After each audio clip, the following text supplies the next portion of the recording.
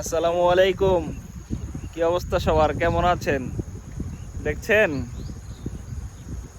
কিভাবে কাপড় উঠতেছে? এগুলো আল্লাহর নিয়ামত, মানে একদম স্নিগ্ধ বাতাস যাকে বলে। ঠিক আছে, এটা যারা একমাত্র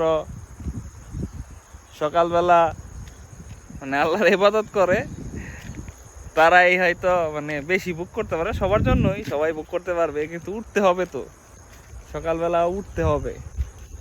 এই স্নিগ্ধতা সকাল ছাড়া কখনোই পাওয়া যাবে না।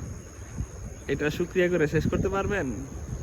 যদি পারেন 2 মিনিট 5 মিনিট নিজের শ্বাস বন্ধ করে, আপনার তো অনেক অহংকার না, 2 মিনিট 5 মিনিট শ্বাস বন্ধ করে আপনার শ্বাস গ্রহণ করেন। ঠিক আছে, আপনার আল্লাহ নাফরমানি তো আমরা খুব সহজে করে ফেলি। দেখেন কিভাবে চলতেছে স্নিগ্ধ বাতাস।